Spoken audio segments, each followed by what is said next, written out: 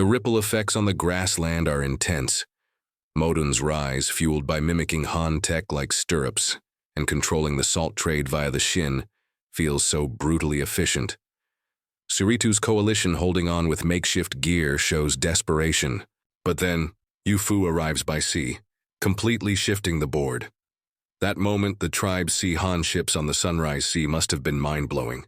Yu Fu's negotiation for land was masterful, exploiting the tribe's immediate needs and different perspectives on land value to secure a massive strategic foothold for the Han. It's ingenious, yet slightly chilling. Back home, the chieftains struggle with manpower shortages despite rapid expansion feels incredibly real. Founding an empire isn't easy. This new recruitment drive using recent immigrants seems like a vital fix, but you can feel the strain. Establishing this grassland trading post is monumental, but can the Han truly sustain this pace and manage the inevitable conflicts? Da Shu, looking utterly bewildered, finished scribbling down the notes with some effort. He looked up and asked, "Chief, are we recruiting? Are we about to go to war? Against who?" Seeing his utterly lost expression, you found it rather amusing. Putting down the task at hand, you explained, "Someone attacked people from our Yu Fu fleet. We can't let that stand. No one from our Han tribe dies in vain. We have to strike back, and while we're at it, capture some prisoners to put to work. You see how big this whole operation has gotten. We're short-handed everywhere, aren't we?" You paused, then continued. "Besides, that fellow Yu Fu sent word he's secured territory over on the grasslands and needs to build a city next year. That place is worlds away from here, surrounded by tribes that look like trouble. If we don't send a decent number of troops over, I won't rest easy." Da Shu tucked the recruitment order away safely and finally breathed a sigh of relief. At least, one matter was settled, but then he was immediately baffled again. A city on the grasslands? Wait, didn't Yu Fu go downstream by boat? How did he end up way over on the grasslands? Can those boats run on land or something? Da Shu's eyes widened. He himself had personally seen Yu Fu off on that boat. "Hey, have you forgotten about that big lake east of the grasslands?" you asked, leisurely taking a sip of tea. Following a tributary of the Liuyang River, they actually managed to find a waterway that led straight into the big lake. Amazing, isn't it? What? The lower Liuyang River connects to the grasslands? Da Shu shot to his feet, his jaw practically hitting the floor. Surprised. Didn't see that coming, did you? I jumped when I first heard about it too. You chuckled.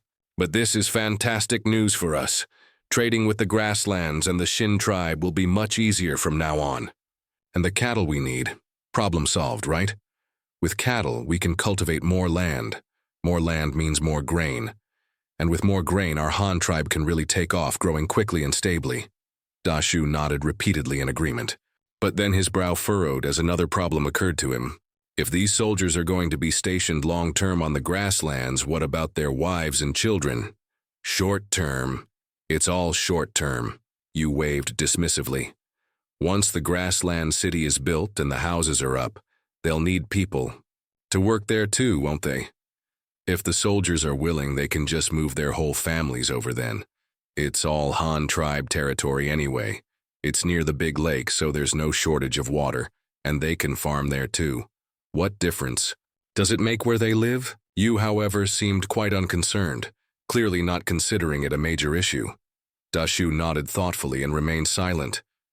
You suddenly recalled another matter. How are things with the school? You asked. No funny business cropping up, I hope. Also, how are the arrangements for expanding the paper mill coming along? The school's doing great, no problems, Da Shu reported promptly. It's only been a few days. If there were issues already, wouldn't that make us lose face? Besides, the school here in Liuyang Commandery is much more established than the one in Hanyang. If things are fine there, why would we have trouble here? He continued. The paper mill expansion is done too.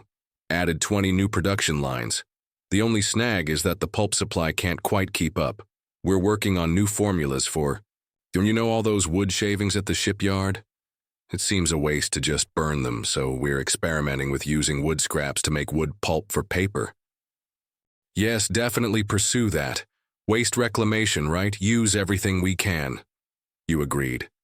Get that paper production ramped up quickly. Oh, and speaking of shipbuilding, you tapped your fingers on the table. The shipyard needs expansion this year too, and we need to develop new ship designs. Yu Fu mentioned in his letter that the downstream river channel is very wide and deep. It can definitely handle larger vessels. Our transport capacity has to keep up. You mulled over the how. Manpower issue. The autumn harvest is coming up soon, isn't it? Once everyone's done with the field work, Post notices that the shipyard is hiring temporary workers, paying monthly wages. Make it clear it's not mandatory. Anyone who wants to earn a bit extra is welcome, but we won't force those who don't want to. People have worked hard all year, they deserve a chance to rest. As for the blueprints for the new ships, you rubbed your temples, feeling a headache brewing. I'll draw them up when I get back and give them to you then. Sigh, blueprints. Again. The thought of building the Grassland city next year, the inevitable explosion in shipping demand, the need for more and larger ships, even ones capable of transporting cattle and horses, made your head throb. This damn chore, it still fell to you personally. Rely on those artisans to come up with the designs themselves? In your dreams. Once the arrangements were settled, you watched Da Shu personally lead some men to post the recruitment notices. Only then did you depart for Weishan Commandery. You decided against riding this time, opting for a boat instead. Although it was just over the mountains, traveling by waterway was simply more comfortable. The boat docked at the Weishan Commandery wharf. Following Yunjie towards the city center, you passed a roadside stall. A soft escaped you, and you found your steps halting involuntarily. It was a small stall specializing in ceramics. Instead of the usual plates, bowls, and jars, it displayed an array of rather peculiar items. For instance, there was a palm-sized figurine of a court lady, dressed in traditional Han robes. It was crafted from white porcelain, painted with colorful glazes, and held a lotus flower in its hands. On closer inspection, the lotus flower itself was designed as a small receptacle for lamp oil, no doubt the handiwork of the Ling tribe, or one of the other marsh-dwelling tribes. Only people who worked with lotus flowers day in and day out would come up with a design like that. This isn't just an oil lamp. It's practically a work of art, you mused inwardly. If this were dug up several thousand years from now, wow, wouldn't it fetch an astronomical price at auction? Beside it stood other oil lamps shaped like cranes with long legs and elegant necks, each steadily supporting a lotus-shaped lamp dish on its back. Of course, those were intriguing enough, but what really made your jaw drop was finding a piggy, bank-shaped like a fat-headed big-eared pig, complete with a narrow slot cut into its back. How utterly novel. Tsk, tisk, you marveled aloud, unable to help yourself. These little gadgets, who on earth came up with them? It's just the ceramic artisans, Yunji explained quickly, seeing your interest. If they only sell plates and bowls. I mean, who needs to buy those every day? Only if you accidentally break one, right? The kilns can't just sit idle, so they started tinkering on their own and came up with these novelties. Not bad. These fellows have some brains, you nodded, saying nothing further. After all, you reasoned internally, the Han tribe is already using coins, so it's hardly surprising. Someone thought of making a money box. It couldn't possibly be that there are fellow travelers from another time or world scattered everywhere, could it? That seemed too far-fetched. If there really were any, they surely would have surfaced by now. Shaking your head to dismiss these jumbled thoughts, you followed Yunji into the Weishan Commandery Administrator's office. As luck would have it, Yu Yi was also present.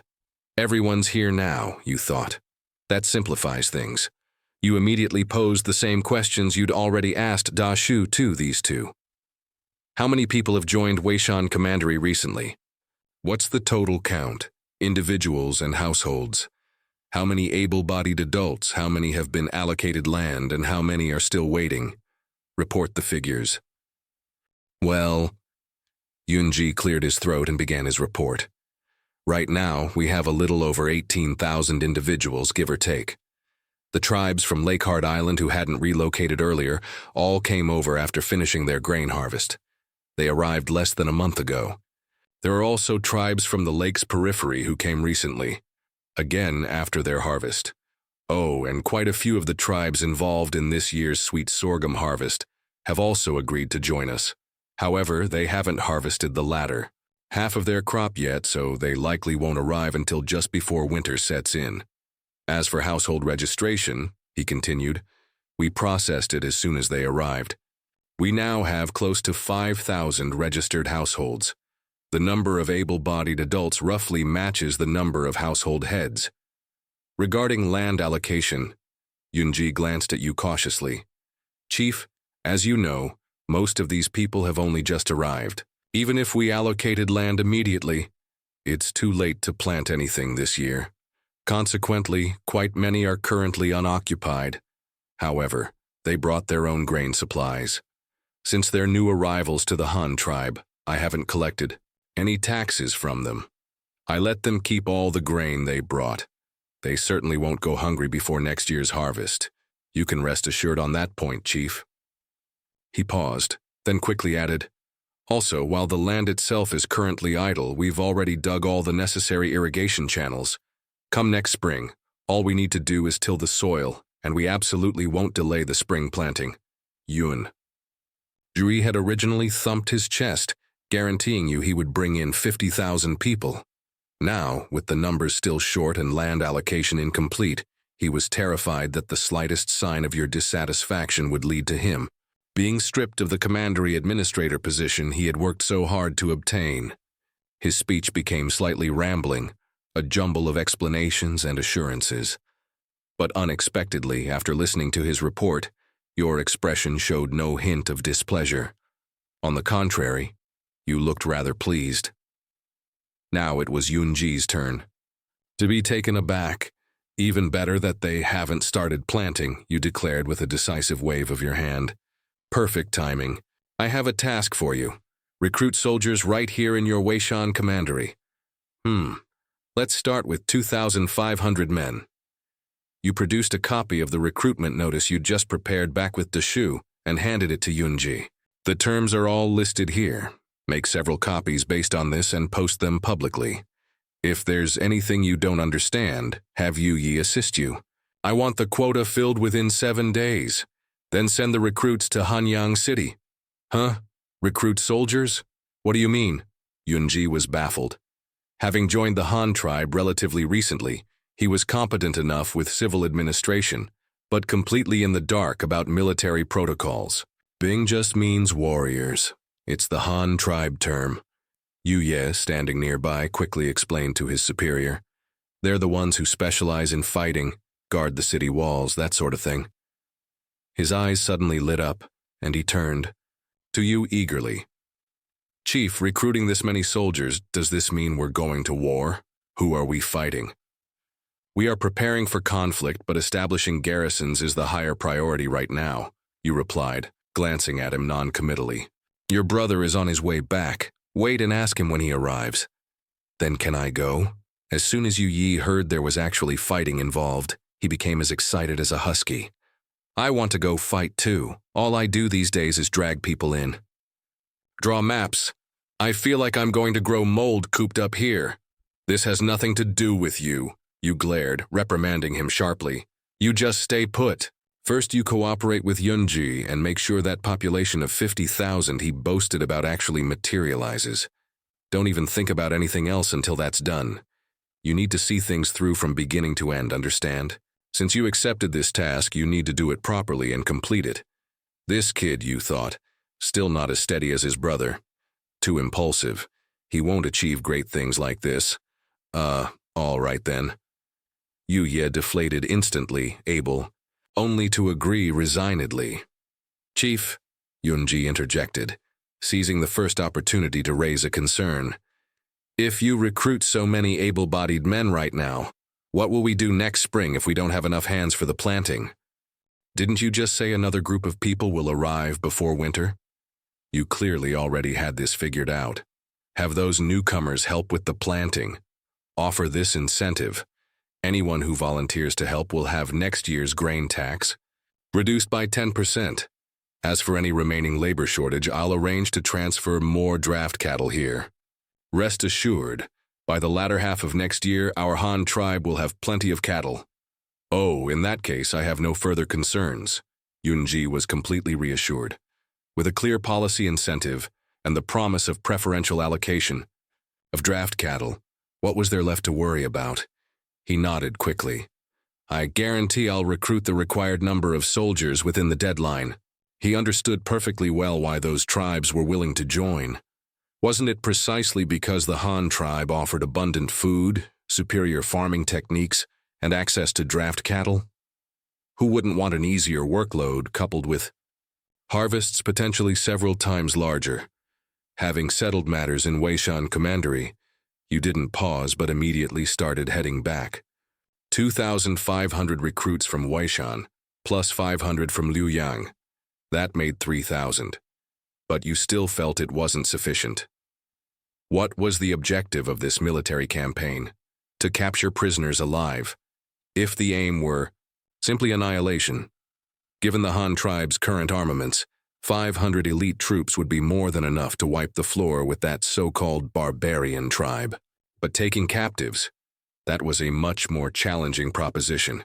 We'd have to encircle them completely, hitting them hard enough that escape was impossible. Otherwise, the moment they realized they were losing, they'd just turn tail and scatter. How could you possibly capture them then? So, sufficient numbers were crucial. Besides, troops would be needed later for garrison duty on the grasslands. You could never really have too many soldiers. And so, without pausing for rest, you hurried west again, this time to Liuyang Commandery, where you instructed Shu Da to recruit another 500 men. You followed this with a series of further orders. Danshan County and Matian County were each to recruit 150 men. The northern county town of Fuma Pass was to provide 200. Finally, you called up 155 veterans, currently garrisoned in various other locations, scraping together recruits from various places like this. The total force, all told, reached an astonishing 4,155. You made a quick calculation in your head. Use the veterans as the core cadre. One veteran overseeing 25 raw recruits. The ratio was a bit high, admittedly, but it should be manageable. Train them rigorously for several months.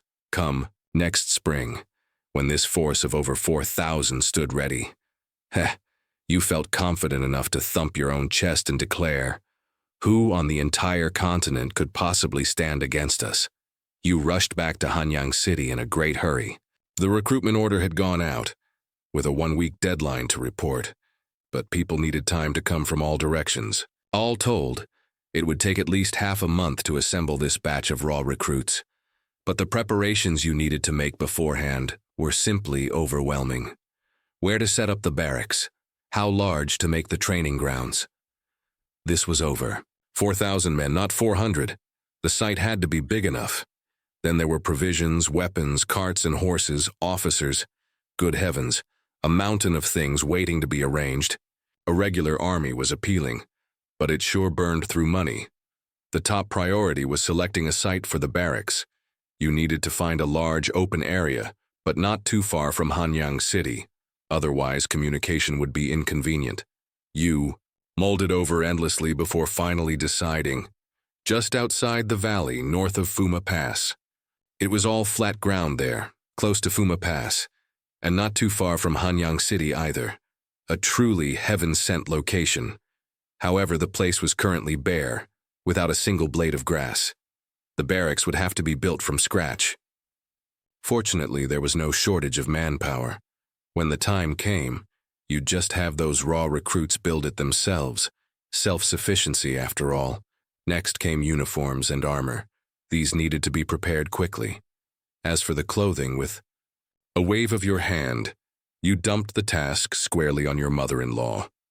She would be responsible for sourcing the fabric, and then Shu Da would recruit nimble-fingered women in Liuyang County to do the sewing. Liuyang County had a large population, good for getting this work done quickly. Flags would be their responsibility. After all, The Han tribe's largest textile mill was located there. Liuyang City couldn't sit idle either. It had to play to its strengths, right? Thus, the hardcore task of forging weapons fell to the craftsmen of Liuyang City. What concerned you most were those crossbows you'd started tinkering with last year. Nearly a year had passed, and you had no idea what state they were in now. Stepping into Liuyang City's carpentry workshop again, you found the familiar scene of clanging and bustling activity. The biggest project was still shipbuilding. Liuyang City built small boats. Liuyang County built large ones, a clear division of labor. Aside from that, there were those mysterious crossbows. As the old saying goes, work the wood in winter, the horn in spring, the sinew in summer, and assemble in autumn.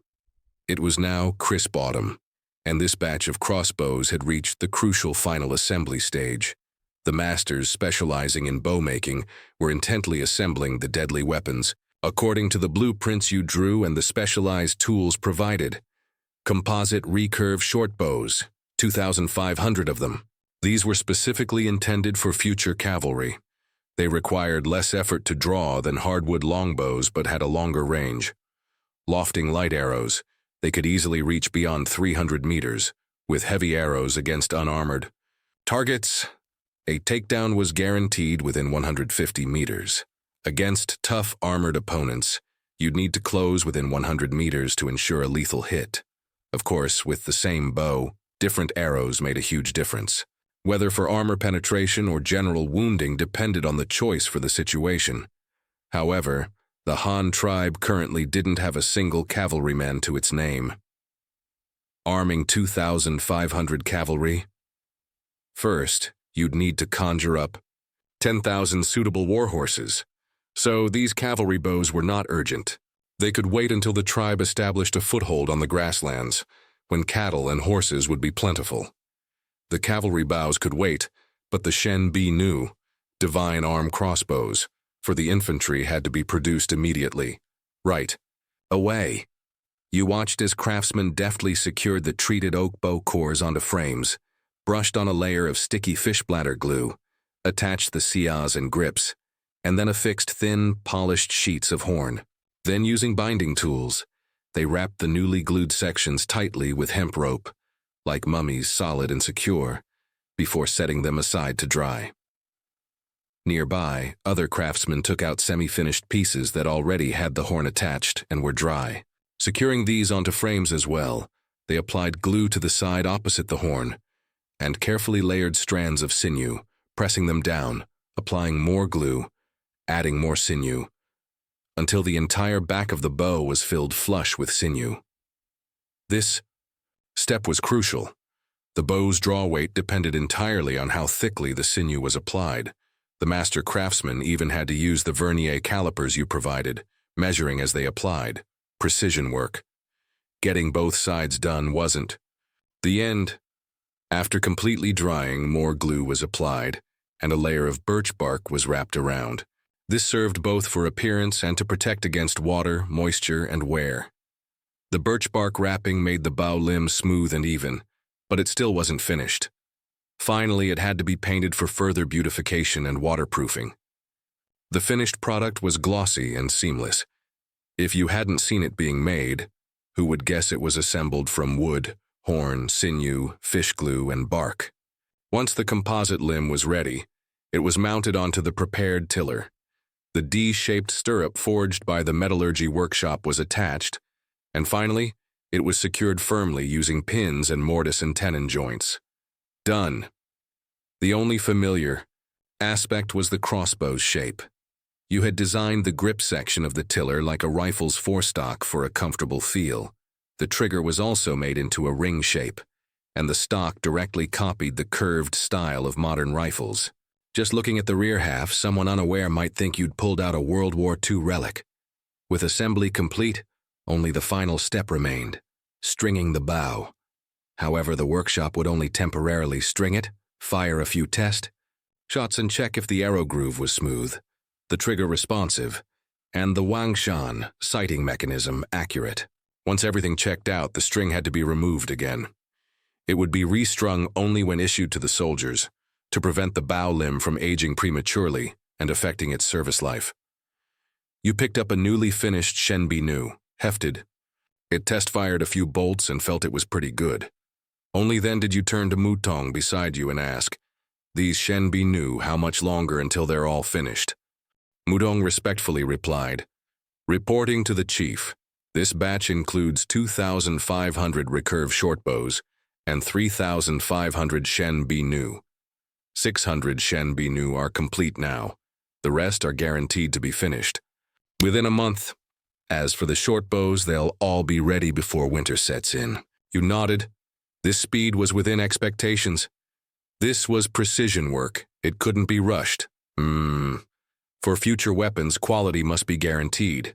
They can only be better, not worse than this batch, you instructed. Also, keep making these. Crossbows. Starting this winter, make me another 10,000. In the future, every city in our Han tribe must have some in stock. Another 10,000. Mutong almost jumped in fright upon hearing this. "But Chief, we don't have enough materials. The tribe doesn't slaughter many cattle. Where will we get so much horn and sinew?" "Don't worry." You clapped his shoulder. "You just prepare the wooden cores and tillers first. Horn and sinew, there'll be plenty. Next year we'll increase trade with the grasslands. We won't be short of this stuff in the future. Then I have no problem." Hearing the materials were secured, Mutong was no longer worried, becoming excited instead. "This thing is good. Although it takes some effort to string and shoots a bit slower, it's easy to learn. Raw recruits can pick it up without much training. Stocking them in every city. If trouble really starts, even the women and older kids could grab one and use it. Rest assured, Chief, we'll definitely make them well." Mutong was also happy inwardly. More weapons meant a stronger tribe. Besides, making crossbows paid better than building wooden boats or furniture, so the craftsmen were happy to take on this kind of work. Having arranged things for the crossbows, your thoughts turned to armor. Having recruited several thousand, and this time you couldn't make do like before. Leather armor? Forget it. Where would the Han tribe get that much cowhide? Besides, leather armor's protection is only so-so, and it's not much lighter than iron armor. The cost-effectiveness is too low. Better to go straight for the best. Iron armor. Conveniently, the Han tribe had developed metal stamping technology. Because of minting coins. Having stamped so many coins, the technique was already perfected. Using it to stamp out some armor plates. Wouldn't that be a piece of cake? The principle was the same, just a matter of changing the dye. Once everyone was equipped with iron armor, wouldn't the saved cowhide be better used making an extra pair or two of shoes for each soldier? Isn't that a better use? That was where the cowhide truly belonged. You knew that in an army. The most consumed items weren't weapons but shoes. Constant marching and fighting wore out countless pairs. No sooner said than done. You immediately went home, quickly sketched out blueprints for mountain pattern, fish scale, and lamellar armor, marked the dimensions, and tossed them straight to the metallurgy workshop. Things were simple at the workshop, too. First, use rolling mills to press the steel plates to the right thickness. Then change the die on the stamping press to the armor plate 1. With a burst of activity, acceptable armor plates were produced continuously. As for assembling the plates into suits of armor, that task could easily be given to the women sewing uniforms, or even distributed to the soldiers to do themselves. After all, once the armor was issued, they'd have to adjust ill-fitting sizes themselves anyway. So might as well let them handle the assembly. All the preparations proceeded in an orderly manner. Finally, after a week, Hanyang City welcomed the Yao, first batch of new recruits. However, they weren't the ones from the farthest regions, Liuyang County and Yujang County, but soldiers from Liuyang City, Danshan County, and Matian County. Altogether, they numbered about 1,000. This group of raw recruits didn't stop in Hanyang City. They went directly to the main warehouse to collect vehicles, livestock, provisions, tents, tools, and other supplies. Then, under the command of the veteran General Shui Tu, they set off in a large contingent towards the designated campsite north of Fuma Pass. Their primary task was to set up the temporary camp on that barren land. As for the 200 men recruited, locally at Fuma Pass, you didn't make them travel back and forth at all. Simply having Ying Rui organize them to start transporting supplies to the campsite. After this first group left, another 5 or 6 days passed before a much larger contingent finally arrived from east of the Ru River, 3,000 men. Now, everyone was accounted for. You personally set out as well, leading this batch of new recruits to the main camp. A procession of 3,000 people was truly vast, kicking up clouds of dust. Although they marched in formation, they were loose and sloppy, lacking proper military bearing, like stragglers. But you didn't mind. They were raw recruits after all, untrained. It couldn't be rushed. This later batch of recruits was also escorting a large number of carts. What was loaded on them they themselves didn't know. They only knew that numerous large crates were packed full and were incredibly heavy, containing who knew what treasures. The enlisted recruits trudged along, panting, murmuring quietly in 2s and 3s, their moods varying. "Hey buddy, where you from? How long you been with our Han tribe?" asked a young fellow in his early 20s, pulling a handful of roasted soybeans from his pocket and offering them to a sturdy youth walking silently beside him. "Me. I'm new. Less than 3 months." The youth looked about 18 or 19, spoke in a low, muffled voice, and had an air of honest simplicity. "From Liuyang County, right? Getting used to things here?" "It's okay. The county assigned us a brick house, the kind with a kang, heated brick bed. You can build a fire in it. My wife and kid can sleep on a warm kang this winter, won't have to worry about freezing anymore." The simple youth replied with a good-natured smile, satisfaction in his eyes. "Yeah, our Han tribe houses are top-notch. You definitely haven't spent a winter here. You don't know how comfortable sleeping on a heated kang is in winter." "Hey," the simple youth suddenly sighed, his eyes dimming. "If only we'd come earlier. The year before last, during the heavy snow, our third child, just born, froze to death. That winter, if we'd been in the Han tribe, maybe he would have survived. Sick, what a pity." The young fellow also sounded regretful. "So, do you still have kids now?" "Yes. The third one froze, but I still have 3 others, 2 girls and a boy." "That's good then, but you just got settled. Why run off to be a soldier?" "Hey." The simple youth scratched his head and smiled again. "Back in my old tribe, I was a famous hunter. Few could beat me. But here in the Han tribe, there's no need to hunt. If you want meat, you just buy it, or raise your own if you don't have money. Everyone either farms or works in the workshops, or at worst runs errands and does small trades. But I don't like that. I'm still young, strong. I don't want to spend all day digging in the dirt." He patted his chest. "This recruitment drive, isn't it for warriors? You can earn money and fight. How exciting is that? It's a job like any other, so I came. What about you? Why'd you join?" "Me?" The young fellow chewed his beans and chuckled. "To get some military merit, earn a title. Me, I don't have any great skills, not too bright, not a smooth talker, don't. No herbs, can't read or write. Stay home farming? I could farm till the cows come home and never get a title, no way."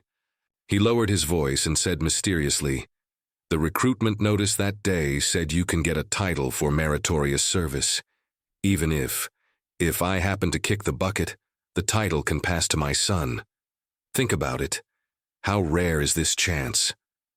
Our Han tribe is so strong, hardly anyone dares to mess with us. I figured this is a good deal. Can't miss it, so I came too." "A title?" The simple newcomer looked at him, completely bewildered, clearly not understanding the Han tribe's complex system of ranks yet. "Is that stuff important?" The sturdy, simple newcomer looked completely bewildered. Titles? What good were those? He had only joined the army because he didn't want to deal with mud every day. And indeed, quite a few people thought life in the Han tribe was stable, with no worries about food or drink. But for those men with hunting etched into their very bones, something always felt missing. Now there was a chance for some action, and they could earn wages too. Why wouldn't they take it? Of course, there was also a batch of veterans aiming for military merit and titles. Having been in the Han tribe for 2 or 3 years, they knew the score. Trying to get a title just by farming? Difficult. The Han tribe was so formidable that very few enemies dared to mess with them. Therefore, this recruitment drive was practically manna from heaven, an opportunity not to be missed. Last group consisted of a minority who had witnessed the Han tribe's military formations. Thinking of those infantrymen clad in gleaming armor, wielding steel sabers and large shields, and those cavalrymen with 2 horses each, wearing imposing masks as they galloped across the grasslands. What hot-blooded man wouldn't be captivated? Regardless of their reasons for coming, the numbers were assembled. Over 4,000 men followed you, their chief, step by step towards their future home, that military camp, which still existed only on blueprints. A day later, the main force arrived at the destination. Looking around, they saw only rows of solitary tents and piles of timber and various tools. This was a military camp? Clearly, it was a massive construction site. What's going on? We haven't been tricked, have we? Was the recruitment a sham, and they really wanted construction workers? The 4,000 raw recruits were stunned on the spot, exchanging glances, but no one dared to speak up. After all, they had just arrived, and the chief himself had accompanied them.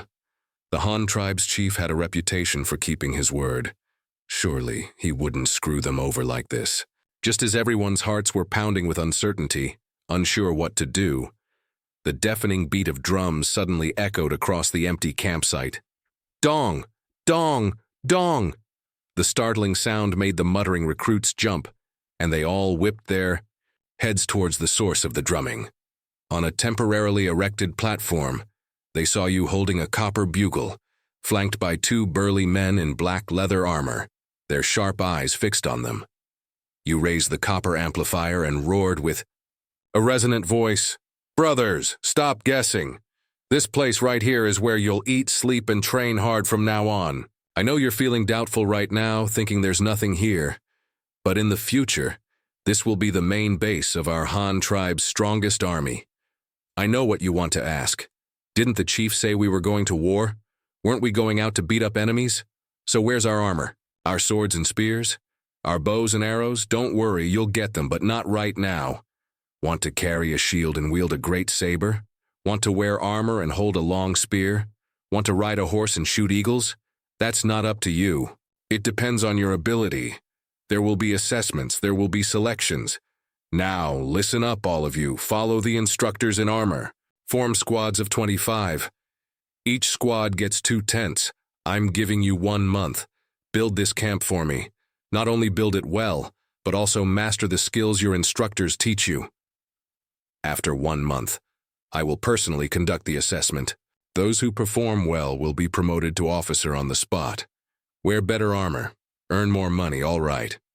Now, instructors of each squad, start dividing the men.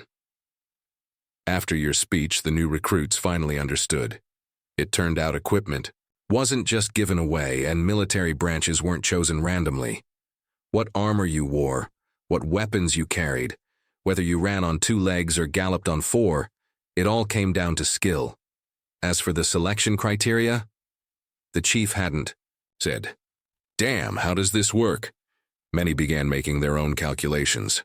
If we knew what the test was about beforehand, we could practice and have a better chance of getting into our preferred branch, right? Looks like we'll have to find time to pump those veterans for information. They must have been selected the same way. Thoughts were thoughts, but what was the most urgent task now? Building houses. Autumn was only half over, and the weather wasn't too cold yet. But if the houses weren't built within a month or 2, living in tents when winter arrived, wouldn't they freeze into popsicles? The new recruits quickly formed squads according to the instructor's commands. 1 veteran led 25 raw recruits. After settling their belongings, they began their bustling lives as infrastructure builders. Some followed instructors up the mountain to chop wood for fences and watchtowers. Others remained in the camp, digging latrines, wells, and making rammed earth bricks. To speed things up, firing bricks for houses was out of the question. They could only use local materials to build adobe houses. The houses weren't large, just single rooms with a long kong built inside, perfectly sized for a xiao kui, small squad of 12 men. similar to the number currently living in tents. By the time the assessment was over in a month and the troops reorganized, the houses should be finished. From this day on, life in the military camp began under iron discipline. Every morning around 6, the reveille drum sounded punctually. If you weren't dressed and present on the training ground before the 100 drum beats finished, sorry, a public caning awaited. After 2 days of beatings, no one dared to oversleep anymore. They all scrambled out of bed faster than rabbits to assemble. After assembly, led by the instructors, they ran laps around the training ground. This activity, capable of making people run until they vomited, was affectionately termed morning run by the instructors. After the morning run, they were dismissed to wash up and tidy their quarters. Of course, there wasn't much tidying to do. They didn't even have quilts, so how could they be expected to fold them into neat squares? Being able to arrange bowls and chopsticks neatly, sweep the tent clean, and open the flap for ventilation was considered excellent. Once tidy, they lined up for breakfast. After eating, they followed the instructors to work.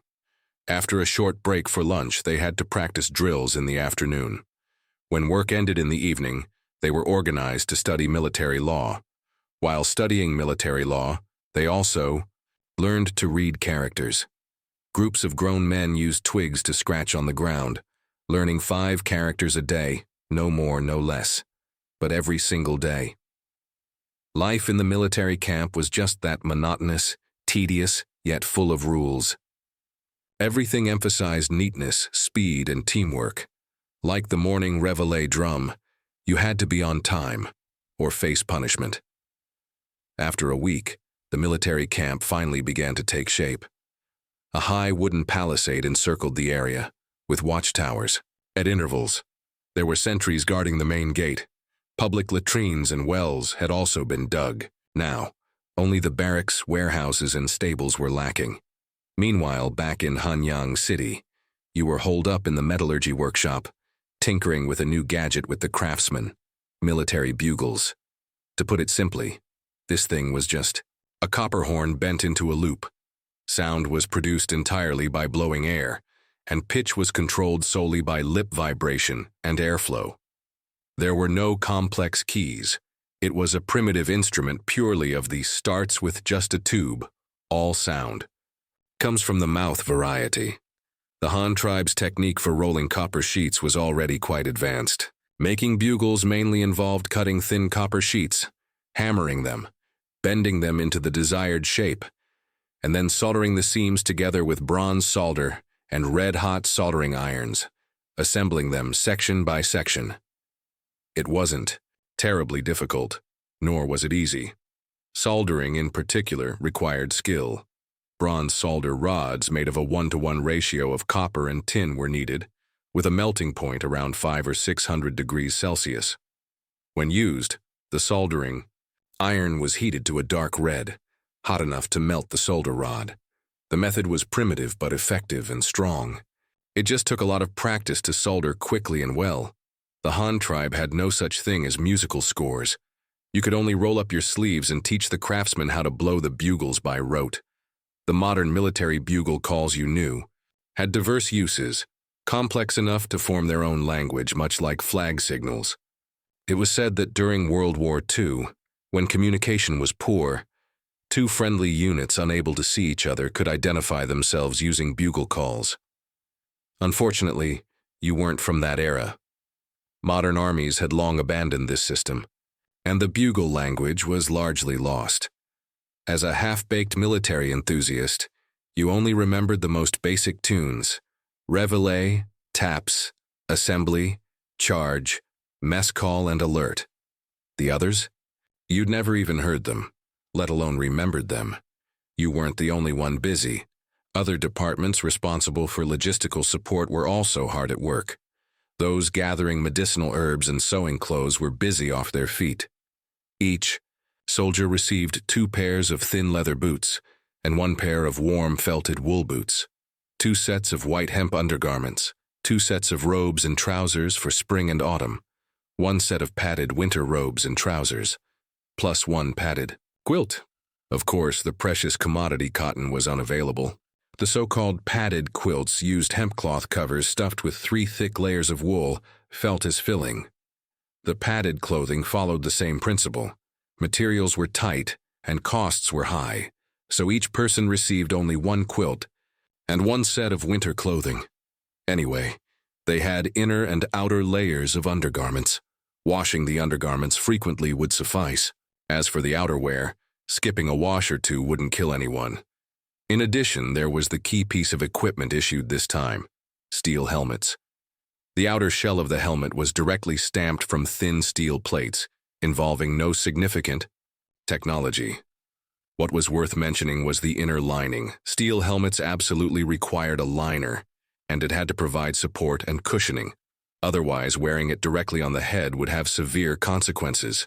Either like the Japanese soldiers back then, your scalp would freeze to the helmet in winter, and taking it off would rip off skin and flesh together, a ghastly sight. This led to the later development of Japanese helmets with neck flaps.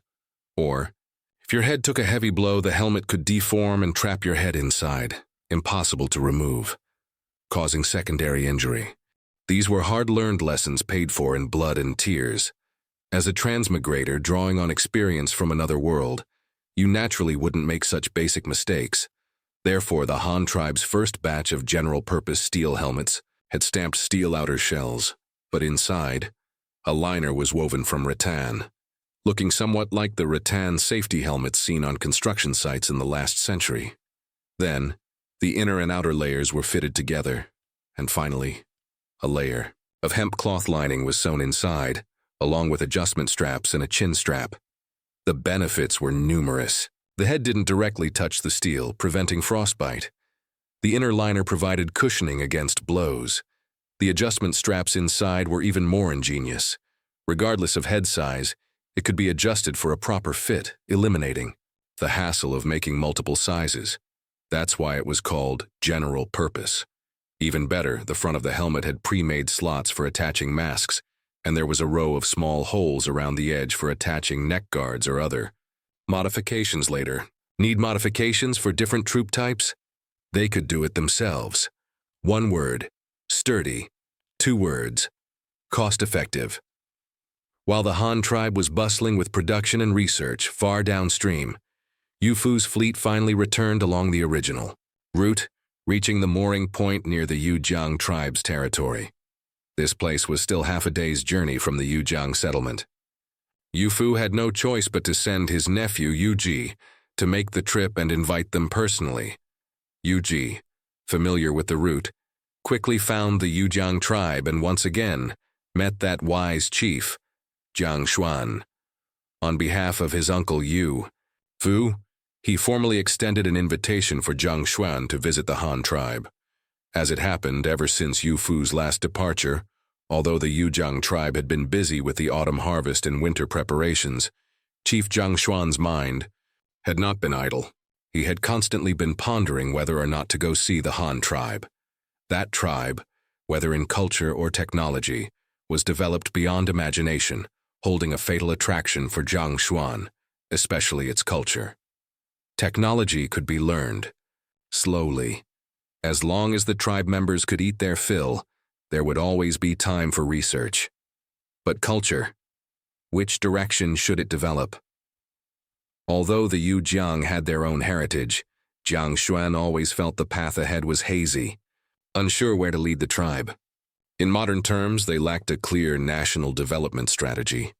After much deliberation, Jiang Xuan finally decided, go. He must go see it. He couldn't keep working in isolation. Visiting the Han tribe to broaden his horizons might reveal new ideas, and so the matter was settled. Jiang Xuan arranged the tribe's affairs, appointed a temporary leader, and then, taking his most trusted Yong and Lei, plus 10 elite guards, boarded Yu Fu's stylish sailboat. The sails billowed, pushing the boat against the current, heading northwest towards that mysterious and unknown Han tribe, slowly sailing away.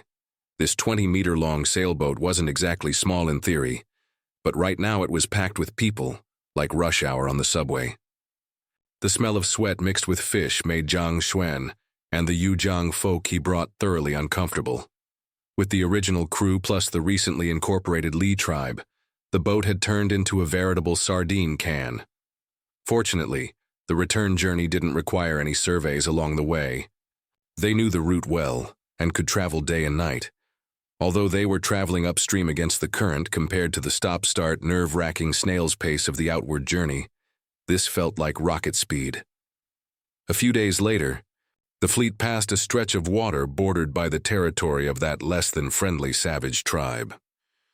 The people on the boat instantly turned into foul-mouthed hecklers, pointing and shouting curses at the shore. However, Yu Fu remained unflappable and ordered, "Keep moving. Ignore those idiots." The Yujang people looked bewildered. "Jiang."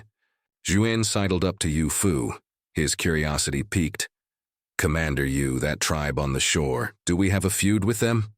Yu Fu didn't hide anything, explaining casually, "Oh, those blockheads. When we first arrived here, we wanted to greet them, offer some small gifts, see if we could trade for some local specialties. Who knew they'd snatch the gifts without a word, hack down several of our brothers and make off with a few bronze axes. Killed your men?" Jiang Xuan's heart skipped a beat. This Han tribe seemed incredibly powerful. How could anyone be blind enough to provoke them? Trading with the Han tribe clearly offered huge benefits. Had these people lost their minds? Yes. Few died. Yu Fu's expression darkened. "Their ashes are in urns on the ship. I promised I'd take them home." "So, you just let it go?" Jiang Xuan asked tentatively, trying to gauge the Han tribe's vengefulness. "Heh." Yu Fu let out a cold, chilling laugh. "They didn't get off easy either. The few men we sent ashore took down dozens of theirs, and we even brought back all our dead intact. Hard to say who got the worst of it. But this isn't over. Our Han tribe people didn't die for nothing. They can wait. The score will be settled sooner or later." Jiang Xuan was shocked again. A few gift-bearers took down dozens. Was their combat prowess off the charts? Of course, Yu Fu might be exaggerating, but it was certain the Han tribe had good weapons with considerable lethality. "So your Han tribe. Will you send troops to attack them?" Jiang Xuan continued probing for military intelligence. "That's not my call. It's up to our chief. If the chief gives the nod, we'll definitely go." Yu Fu fobbed him off with a casual excuse, turned, and went back into the cabin to write his logbook, leaving Jiang Xuan to feel the breeze on deck. Jiang Xuan gazed at the receding silhouette of the savage tribe's territory, lost in thought. If the You Jiang had also clashed with the Han tribe back then. Hiss, he didn't dare to imagine it. The fleet continued sailing northwest. A few days later, they reached the river channel with sandbars where crocodiles basked in the sun. Despite the bloody cleansing the fleet had administered last time, these cold-blooded fellows seemed to have short memories, still lounging lazily. Some had even started digging dens, preparing for winter. Meanwhile, Yujang, the devoted admirer, finally gave Lei the small wooden comb he had painstakingly polished himself. The two exchanged glances on the boat, their relationship progressing rapidly. Needing only the stamp of approval from Lei's brother, Yujang actually had no objections to Yujang. His sister marrying into a wealthy tribe like the Han was something he'd smile about even in his dreams. But he feared the distance between their tribes. If his own tribe failed to ally successfully with the Han, his sister might marry over there and never be seen again. So Yujang was still hesitant. Anyway, they were staying with the Han tribe for the whole winter, plenty of time to see how things went. The other Yujang guards were like country bumpkins, seeing the big city for the first time, hanging over the gi, ship's rails every day, finding everything novel. After all, the farthest place they had ever been in their lives was across the river with Yujang to trade for salt. Even Jiang Xuan, who considered himself relatively worldly, couldn't help complaining. Inwardly, after sailing continuously for over half a month, good heavens, are we there yet? Are these Han tribe people related to Columbus? Traveling this far in completely unfamiliar territory without even a map, they had some serious nerve. It wasn't until they had been sailing for nearly a month that Jiang Xuan finally spotted a place on the riverbank flying the Han is Han banner. A huge dock, a vast complex of buildings and farmland reclaimed along the river, already harvested, with only stubble remaining. Are we here? Jiang Xuan stood on the upper deck, pointing at the impressive-looking cluster of buildings on shore, his voice trembling slightly.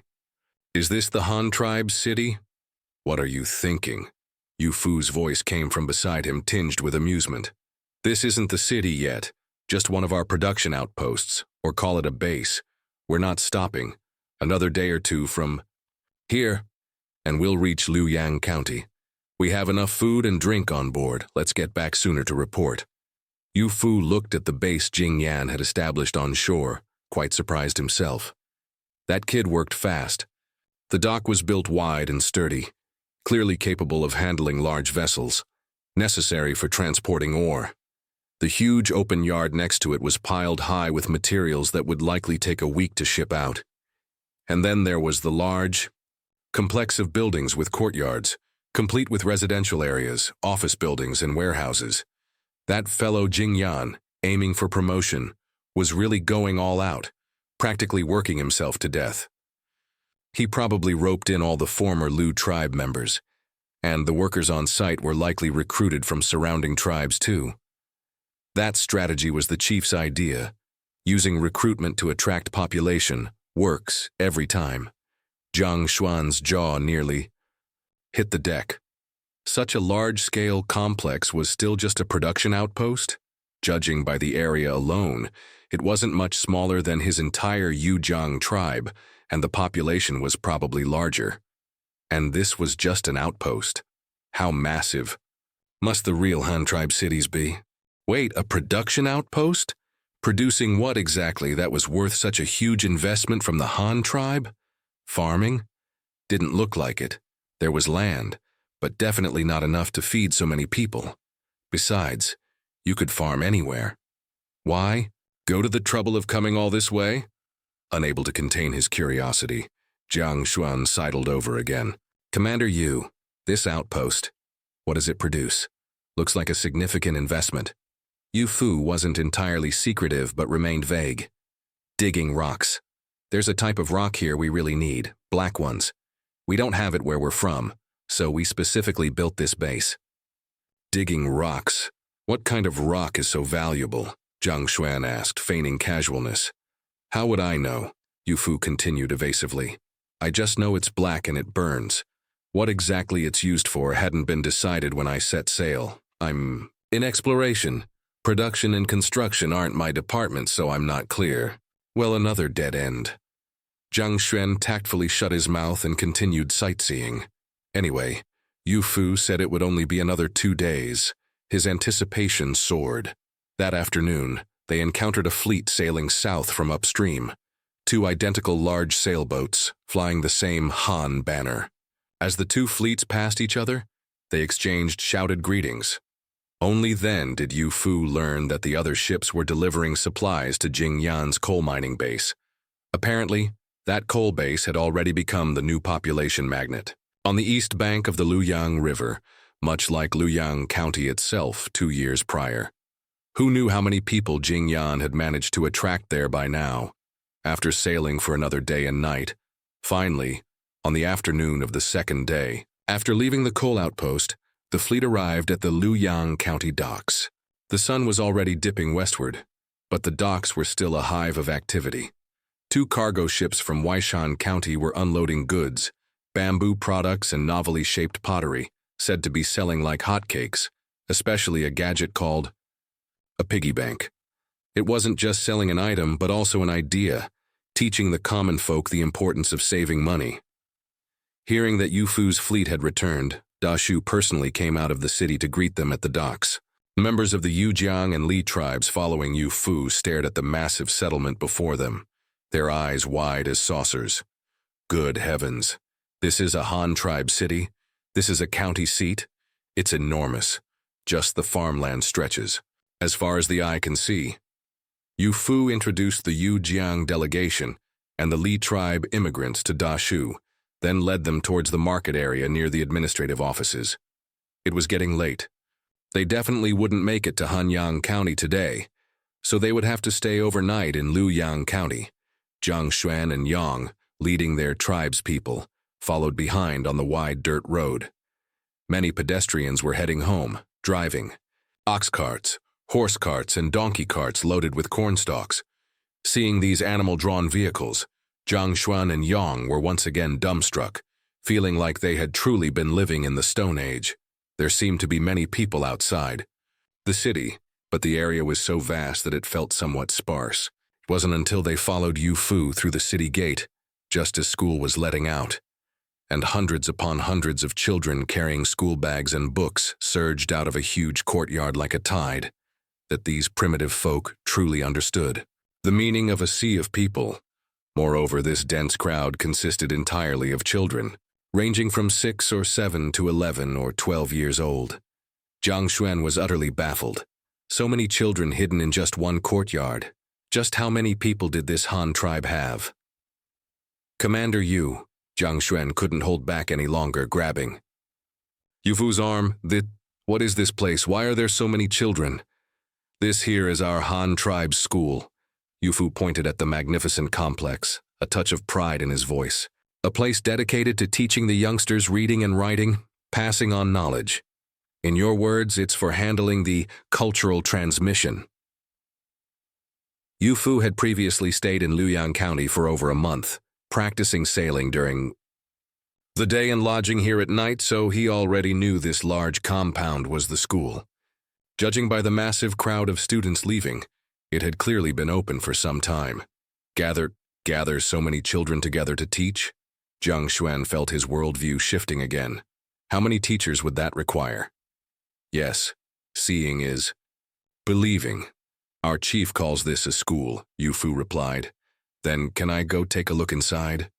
Jiang Xuan rubbed his hands together, his face full of anticipation, like a child wanting to enter a candy store. Well, Yu Fu, being an outsider captain after all, didn't feel right making decisions for the local bigwigs, and cast an inquiring glance at Da Shu. Da Shu understood instantly, and waved a dismissive hand. No problem. Look around all you want. Dinner isn't ready yet. A stroll first will help work up an appetite. He knew exactly what was going on. This was likely another tribal inspection team Yu Fu had coaxed from some corner of the world. Letting them see more of the Han tribes' impressive aspects would make assimilation easier. Da Shu had done plenty of this himself before he cooperated with practiced ease. All right, then let's go take a look. Chief Jiang, please. Since Da Shu had spoken, Yu Fu immediately led Jiang Xuan, Yang, other key Yujang members, and the few future residents from the Li tribe, marching confidently through the school gate. The school gate was designed like the entrance to a city tower, called a monkey gate tower complex, exceptionally grand. On either side of the wide gate stood a tall tower structure, brick and rammed earth at the base, topped with small pavilions featuring flying eaves and tiled roofs. They looked like two imposing guardhouses, but much classier. Inside the gate, the ground was paved with clean, neat gray bricks.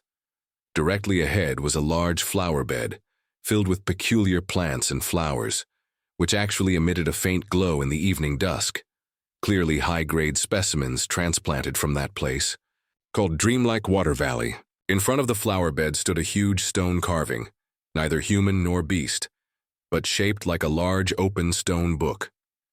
Characters were carved on it, stating the school's founding date, its official name, and a sentence that Jiang Xuan didn't understand but found impressive. Read for the rise of the great Han. Circling the flower bed, the gray brick path continued, lined with unidentifiable trees, winding its way deeper into the school grounds. Before long, 3 long buildings, each dozens of meters long, appeared before them, arranged in a triangular pin character formation.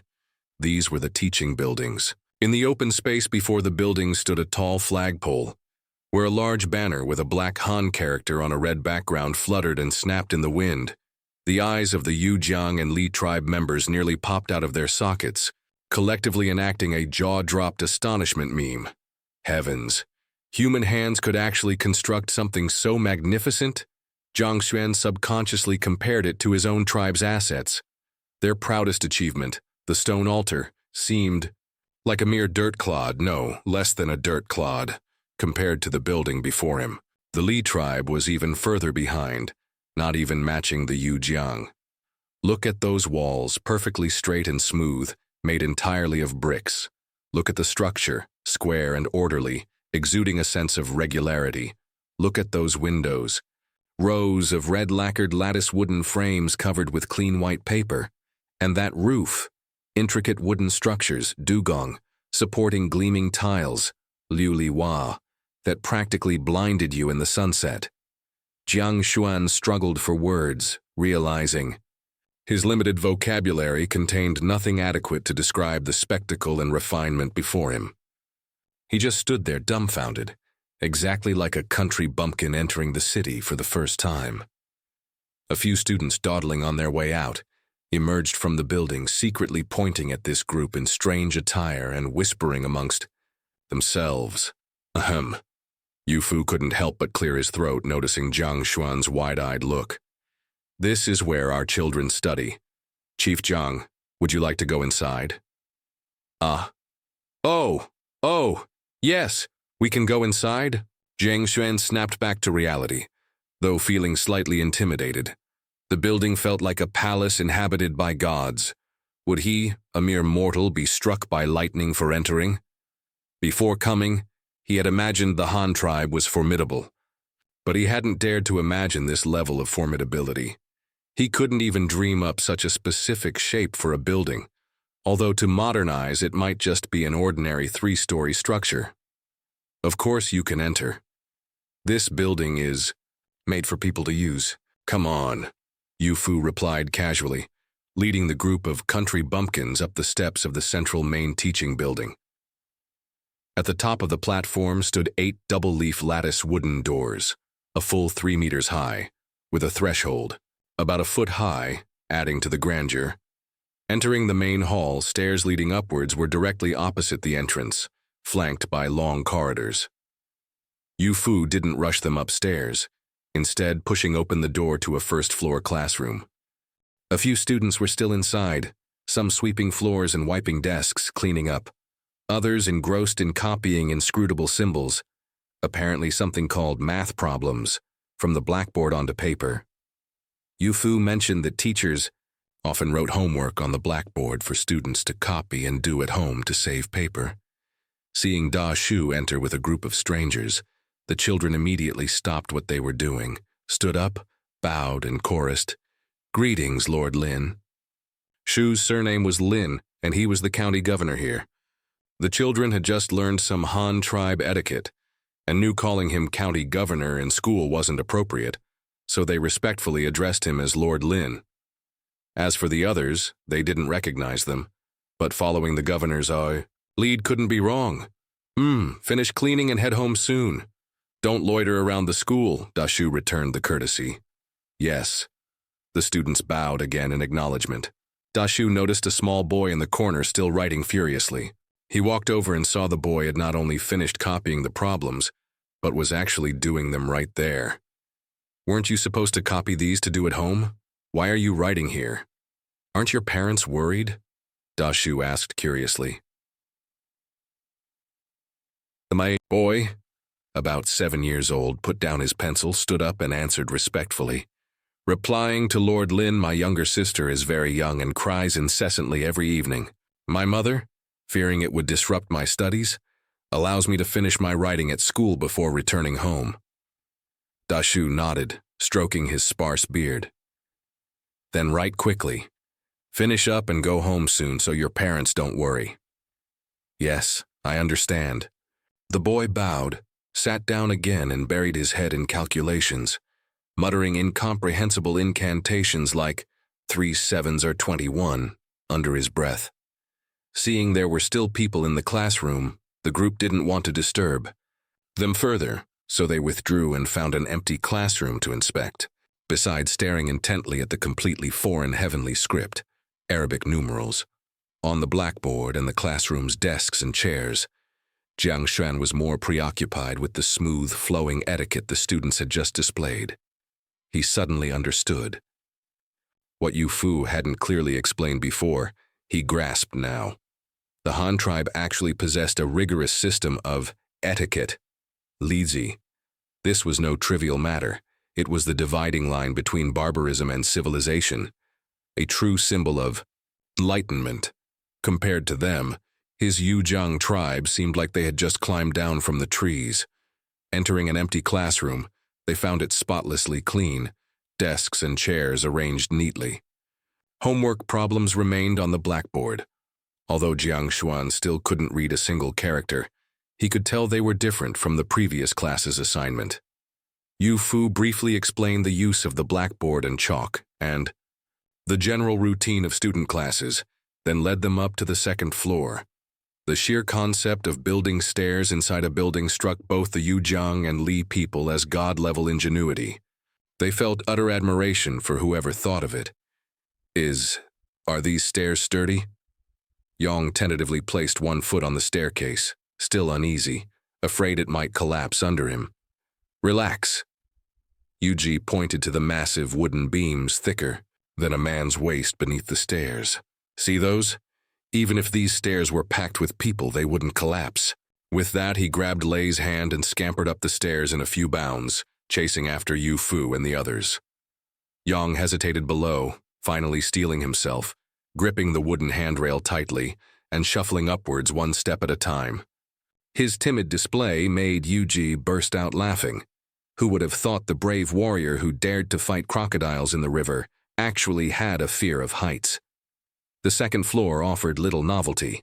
It was just higher, with a similar layout to the first. After a quick glance, Yu Fu led them up to the third floor via a side staircase. Although this staircase wasn't as wide as the central one, having an extra passage improved flow and served as a precaution against fire and stampedes, demonstrating the designer's meticulousness. Climbing to the third floor, it was only when Jiang Xuan and the others stood before a classroom window that they truly grasped the vastness of this Liuyang County. Looking out the window, they saw several residential districts, Fangxi in the distance, each roughly the size of the market area they had just passed through, with houses and streets laid out neatly. It was evening and smoke curled up from chimneys across the households. Children let out from school chased stray dogs in the alleys, playing. Looking further, they could see the entire dock. Countless boats of various sizes were moored along the river, while ox and horse-drawn carts, loaded with goods, bustled between the different districts. The scene was simply like a legendary paradise on earth. Jiang Xuan felt that even the most magnificent divine kingdom in his dreams would probably look just like this. This group of country bumpkins, who had never been in a tall building, just stood there, IID, glued to the windows, watching the distant scenery like a holographic movie, until Yu Fu's voice roused them again. It turned out the teaching building, being one of the few tall structures in Liuyang County, was indeed a top-tier observation deck. The east-facing windows offered views of the districts and the dock. The south-facing windows overlooked the farmland. The sheer expanse of the farmland startled Jiang Xuan. He couldn't fathom how many people the Han tribe would need to cultivate it without those advanced farming tools and livestock. And those water-carrying ditches, shweek. They were practically miraculous works. How much manpower must have been mobilized to build them, and which genius thought of using canals for irrigation? If the You Jiang had possessed such skills, why would they have dared only to cultivate such a small patch of land by the river? Turning to the north and west windows revealed yet another scene. Several other equally tall teaching buildings within the school grounds, along with a stationery shop, a canteen, a large playground. Outside the school were various workshops, the nearby county governor's office, yamen, and the compounds of other official institutions, all planned in an orderly fashion. The city streets were straight, laid out horizontally and vertically, lined with trees and featuring green belts. Witnessing all this firsthand, the Yujang contingent felt increasingly small, a sense of inadequacy washing over them. The few Li tribe members nearby, however, were in good spirits. They were already prospective Han tribe members anyway. Soon, all this would be theirs. What was there to be envious about? After touring extensively, they were finally led to a place resembling an official guest house. A sumptuous meal was laid out on the table, its aroma filling the air. Only then did Jiang Xuan remember the question he had been holding back. He seized the opportunity. "Commander Yu, this Liuyang County we're in, roughly how many people does it have? And places this large, how many more does the Han tribe possess?" He had asked Yu Fu this before, but hearing about it from others versus seeing it with his own eyes were entirely different experiences. The previous numbers were just numbers. What he saw now was a living, breathing, staggering reality. Yu Fu didn't know the latest figures either, and looked towards Da Shu beside him. Da Shu answered casually, "These few districts here in Liuyang County City probably add up to over 20,000 people. There are also some newly built villages to the west with about 2,000 people.